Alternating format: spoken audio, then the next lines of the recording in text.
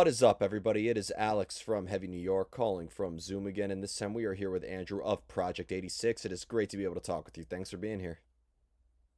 Yeah, man. Thanks for taking the time to have me on. Yeah, anytime, man, anytime. We got Omni Part 1 coming out very soon, this final album from Project 86 and this epic two-part finale. Was this like a preconceived vision to have this two-part concept and to have this sort of like a narration and storyline behind it? Was it always known that this is how the last Project 86 album would be?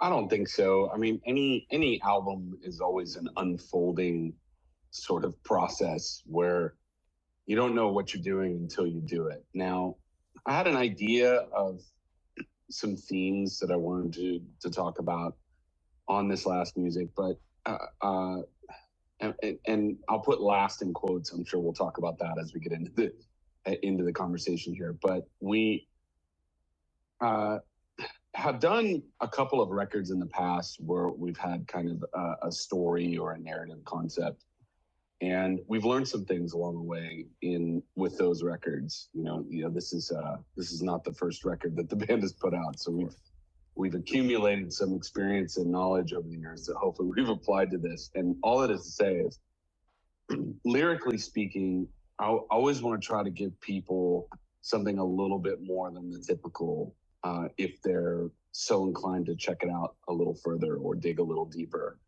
But we don't ever want any themes or narrative or messaging or anything like that to distract people from just the music.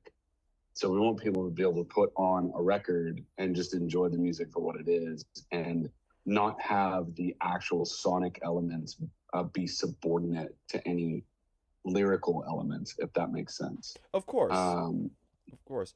Well, I've always wanted to ask you this actually, because when it comes to albums that, whether they be concept albums or, albums revolving around a story, do you think of the story beforehand before you put pen to paper on music in a way, and that actually helps determine the sound of the music? Or for you, do you prefer to maybe like have music already written and like maybe get a feel for it before you know what it's going to actually be about? I think compared to other releases that this band has dropped over the years, there was definitely an early sense of cohesion between what we wanted to accomplish sonically, i.e., I just said, I want to make the darkest, heaviest, most scary record that I can possibly make. Um, and that has always been a hankering of mine ever since, honestly, we did Drawing Black Lines, our second record, which was our heaviest record to date. Um, I've always wanted to go a little heavier sonically. And that really lined up with some of the things that I wanted to talk about on this record. I've always been kind of a sci-fi nerd. I love futurism. I love tech talk, so to speak. And so, we look at how fast the world is moving at present at this moment in history in terms of innovation, and we're seeing a lot of sci-fi come to life before our very eyes. It seems like on a daily basis. So I wanted to write something that touches on all that, taking current events, taking what's going on in the world right now, and writing a piece of fiction that's based upon that.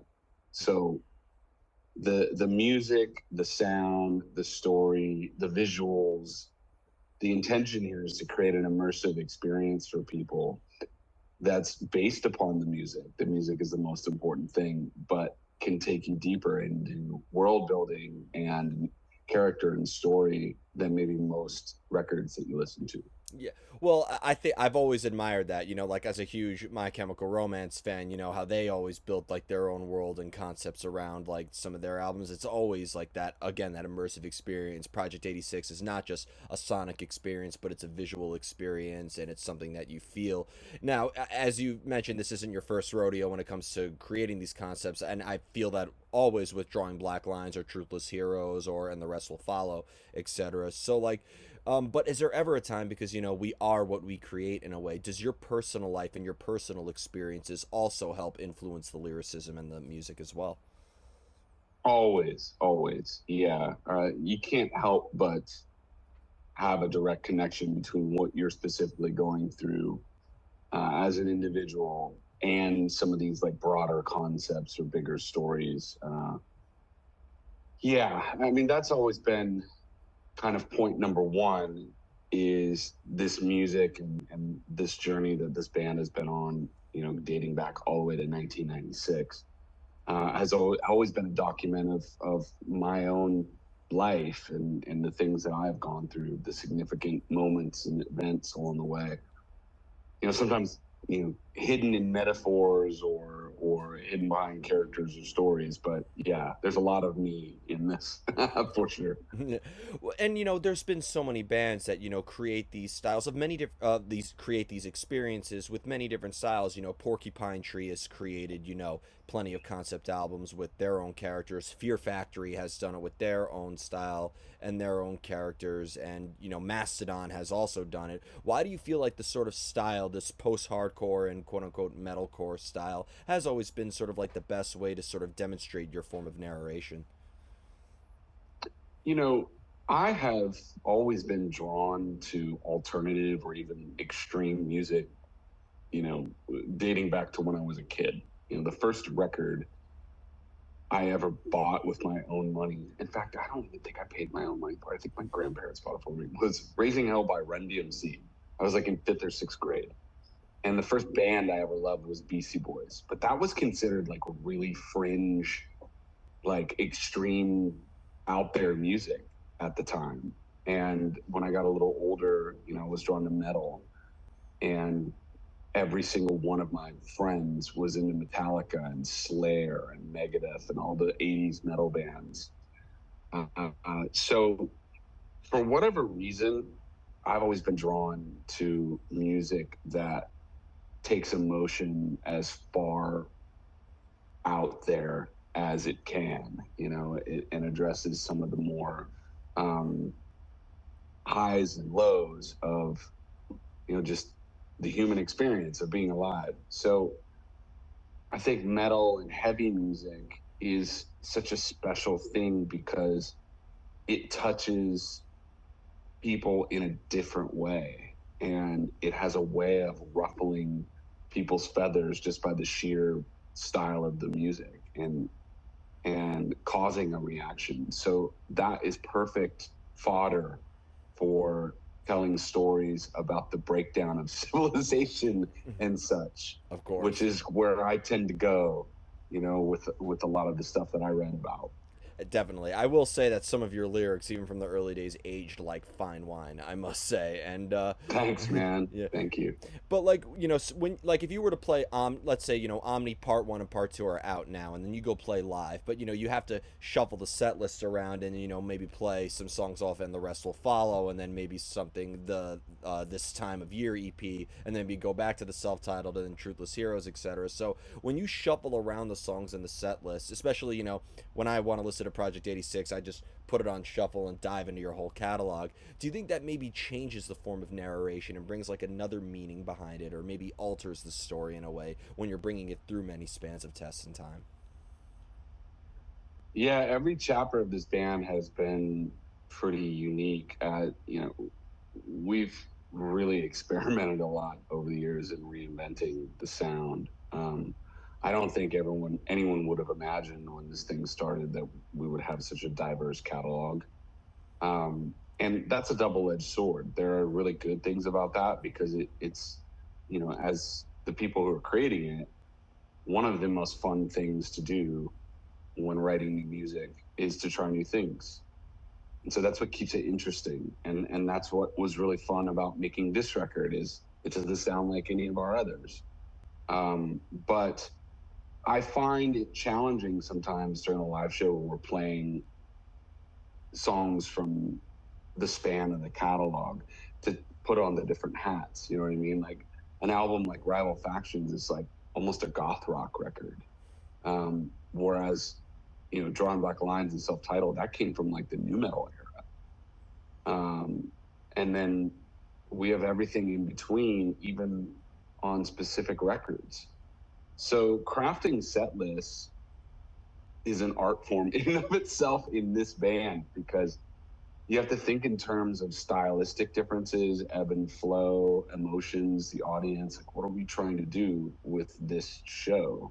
Like, are we trying to show our diversity, or are we trying to rock? You know, are we doing a long headlining set, or are we just going up there for 30 minutes at a festival and we just want to get people moshing? Yeah. You know, so yeah, the good news is, especially after this album, um, we have even more sort of tools in the tool chest, because part one of Omni is it's a pretty heavy dark record, and then part two, which we're in the studio actually right now, just starting to record, is actually two separate EPs. One is, you know, tentatively called, basically in billing these to the audience, you know, we're just describing what we're trying to do sonically, but these aren't the names of the actual EPs. It's all under the Omni umbrella. But one is the Brutality EP, and that's basically metal, like death metal, doom metal. Like, it's the heaviest stuff we've ever done.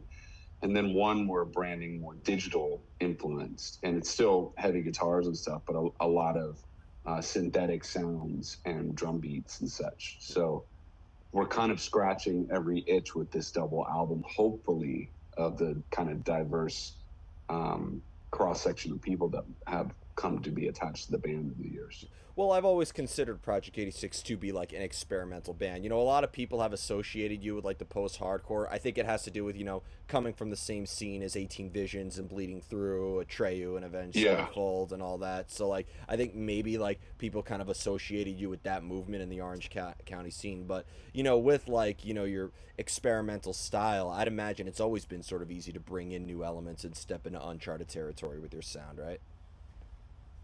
Yeah, I think one of the things that we clung to very early on is, while we all sort of came out of that scene, we didn't want to be limited by it musically. And that has produced some interesting reactions, both good and bad, over the years from folks along the way. Because when we're, you know, putting out stuff that sort of aligns with what's popping at that moment in that certain group, um, you know, there's been a really diehard sort of response. Like, this record is getting that response. Drawing Black Lines got that response, but Truthless Heroes did not, because that was a, you know, a major label release and was attempt at being a little bit more commercial. Um, so yeah, it's you know, we've had a very much a winding journey over these last 25 plus years. Yeah. Well, I think, you know, your catalog alone is like a story within itself. Like, and, you know, being a writer, because you express yourself through multiple mediums of art, whether it would be through literature and writing and, you know, also being involved in graphic arts and visual art in a way. Does your form of expression or creative energy or the mindset of creativity change based upon the medium that you're working with? Or does the same sort of method behind the madness apply to sonic art, visual art, literary arts, etc.? It's definitely, again, different hats. So when sitting down to write music or work on lyrics, um, I just have certain, I don't know, techniques, or there's a process to it that I kind of have down to a science. But that process doesn't necessarily translate. Like, for example, we're working on music videos that all fit together into a visual album right now for Omni Part One. The storyboarding out of shots and the music video process, there's definitely some crossover there, but it's its own thing.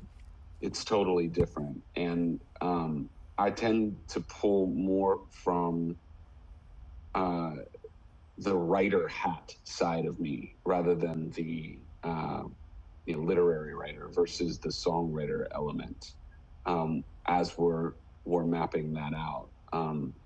But it's also a really visual medium, so we have to think in terms of camera angles and aesthetics and colors and characters and looks. And for this album, world building. You know, what do the environments look like? Because we're talking about 20 years in the future.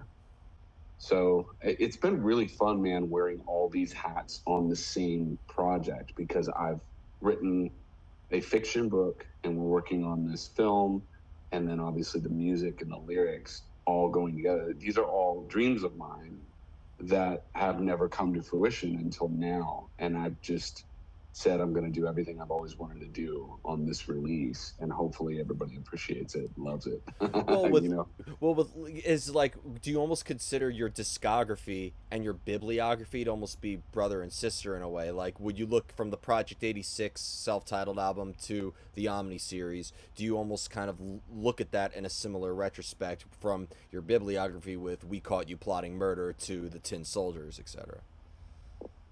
yeah, I mean, all of it's autobiographical, right? So really, what I'm doing is telling my story, through abstract means, and uh, there are connection points. You have referred a couple times in the conversation about the actual story of the catalog. There are connection points in what we're doing now to other points of the catalog. So, people have asked me, this feels like Truthless Heroes in some ways, not sonically at all, but like thematically, in the fact that it's more conceptual. I'm like, well, yeah, I imagine this to be one kind of what Truthless Heroes could have been, because back when we made that record, we went from making a really heavy record to a more rock leaning record. And I think part of me, and I don't want to speak for the other guys that were a part of that, but part of me wanted to, instead of go more commercial and less heavy, wanted to go more heavy. I wanted to. So this is again doing something that I had always imagined I wanted to do. And Truthless Heroes was such a strange time. This, in some senses, is what that album could have been. And in another sense, it's kind of a part two to it. Not officially or anything, but the world that I was talking about back then was based upon what was going on in the world 2001, 2002. And this is 20 years later. So it's basically the world that came to fruition that was quote unquote predicted in 2002. Now, we didn't get everything right, but there are a lot of things that sort of lined up. Of course. In terms of just the role of technology in our lives. I always come back to that because I think it's such a huge part of our world, and it's a huge part in kind of determining where humanity goes next. Well, I've always said that art is life, and when it comes into the world and it's born into the world, it can grow and it can develop. Sometimes it could eventually die as well. So, like, I mean, when you release an album or a story of some sort or create anything, do you more or less prefer if it almost serves as just a representation of who you are at that particular time? Do you want the self title to represent who you were in 1996, Truthless Heroes to represent who you were in 2002, Rival Factions 2007, etc.? Or do you kind of want the material to maybe grow with you as you grow as an artist? I think it's unavoidable that it always ends up becoming a snapshot. And because people always evolve, we always grow, we always change. I'm not the same person I was 5 years ago. You're not the same person you were 5 years ago. And most of us, we look back on our lives, if we look at who we were in the past, we would have some sort of, if I only had it to do over again, hindsight's always 2020, that's who I was then, but it's different now. That rings so true with the music. I think of any band, but for Project, yeah, definitely. Looking back on like self-titled record, I'm looking at like a different dude in a wholly different era in the world, and things were so, you know what I mean? Like, if I could go back with what I know now, I wouldn't make the same record probably. Yeah. So it's a snapshot. And if you put me in the studio now and say, okay, make part two to that sonically, I don't know if I could do it. You know what I mean? Because it's just, we're talking about a different person at a different time, a much younger version Yeah. of me. So, yeah, you can't help but document a snapshot of where you were at that specific moment in time. And that's kind of what's fun about music, is it's like a time capsule. Definitely, and all art in is open to interpretation. Not to discredit, the very interesting and relevant story to Omni, but when you put the material out there, we all interpret it and make it our own. in a way. So do you think that a listener's interpretation of the material can also add another layer of context to the material as well? I've always wanted it to be that way. I've always tried to be intentional about that. I don't want to be so heavy-handed about anything that I'm putting into the music that I'm, robbing the listener of their personal connection to it, or their imagination's interaction with it.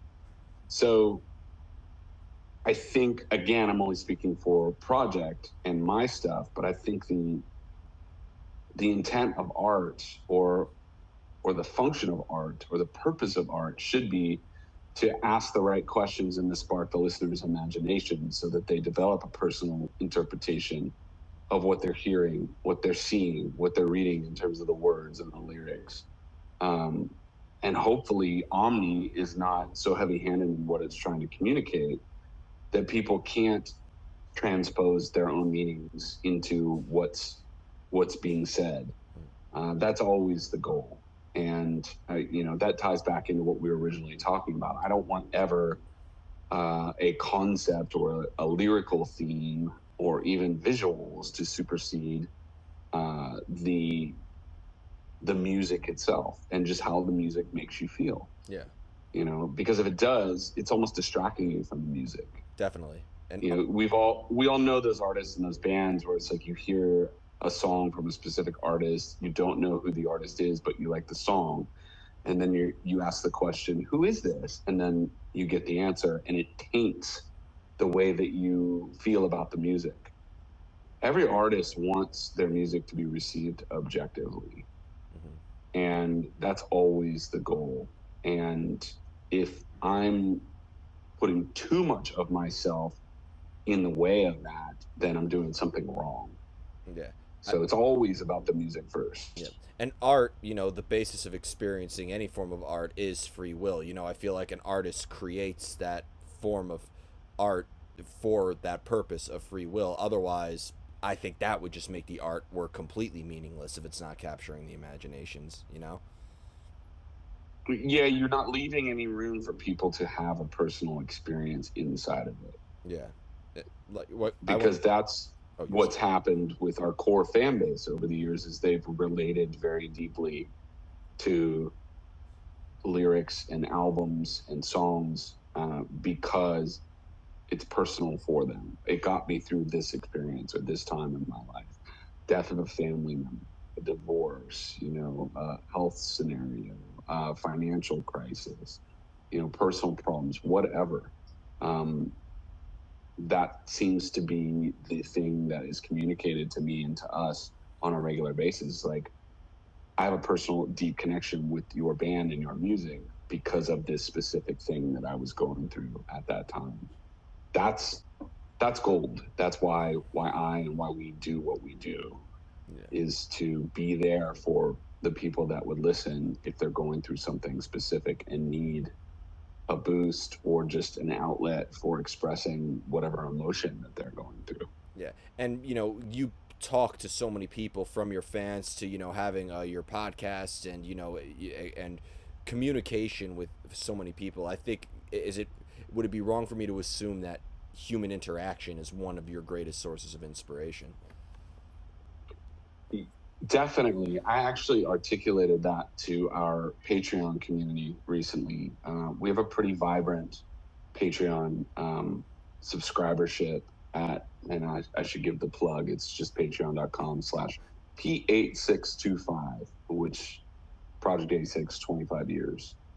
I was expressing this on an episode recently that the further I've gone in my music career, the less it's about relating to huge masses of people that are nameless and faceless, and the more it's become about deepening connections with those who are the inner circle of support, basically. And that's what our Patreon community basically is that inner circle of support.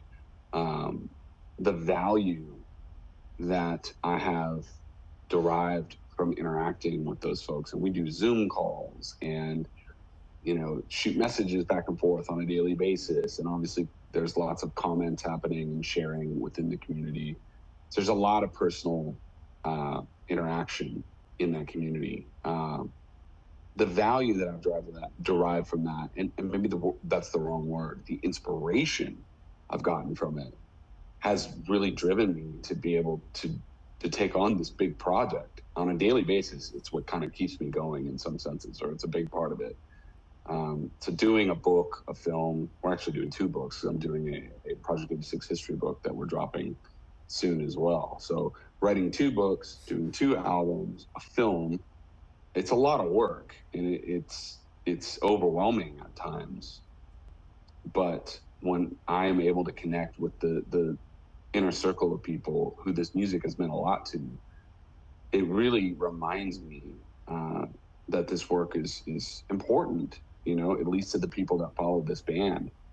So that's very inspirational, and I draw from that on a regular basis, even when I don't feel inspired on that day. That's the thing that maybe gets me into that place where I can, okay, I'm going to push through this and do what I need to do today. That's awesome. Whether it's in the studio or writing or working on a video or whatever. That's amazing. Like, I love that you built a whole community out of that. And you mentioned the inspiration. You led me perfectly into the final question, because this is a conversation I like to have with every type of artist, whether they are a visual artist, musician, writer, etc. And you are quite I call you the post-hardcore renaissance man in a way. That's my, Thanks. But do you believe inspiration is actually something that could be sought out in a way, especially for you having so many external sources of inspiration with sci-fi and all that? Or is inspiration something that just has to strike you and you just have to let it hit you when it happens? That's a great question, man. And I've really been exploring the control that I have over that concept more in recent history, especially working on all of the pieces of content that I'm working on right now. Because as I mentioned, there are days where you need to get certain things done from a creative standpoint, but you're just not feeling it. You know what I mean? So how do you overcome that? That's like the great question, right? I try to explore that. I do a few podcasts. So one of them is for the Project 86 Patreon. I do 2 episodes a week for that. But I started a podcast about 4 years ago called Pioneers that was an attempt to answer that question. It's basically looking at successful creatives, peers, folks who work in various different fields, whether it's design or music or entertainment media, and learning about their process, right? And while sharing my own as well.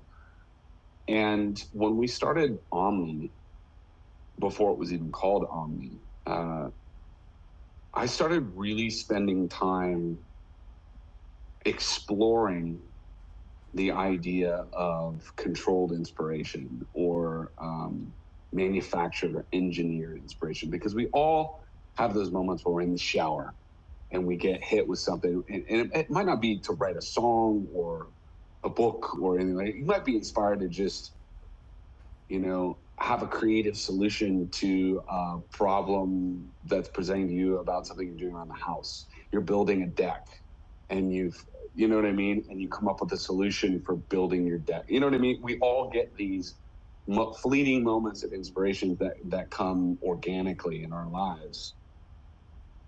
But what I wanted to do was try to find a way that on the days where I don't get those fleeting moments of inspiration, to get myself out of a funk or a dry moment back into a spot where I'm feeling pumped to do my work. And I find that if I put on something media-wise that distracts me, but is in the realm of pushing me towards the school of thought that I'm trying to communicate to the world, that really helps me. But it has to be something that I really love. Otherwise, it won't be immersive enough to distract me from feeling kind of dry, right? Mm-hmm. So it's almost about playing a trick on your mind and distracting yourself and tricking yourself into being in a different headspace. Yeah. But what I've discovered is if I put on certain films or certain podcasts or certain records, like vinyl records, for whatever reason, if I put on vinyl, that takes me somewhere. It's the physical act of pulling the record out of the sleeve, putting it on the record player, opening the artwork, and getting into it. Certain records can get me there.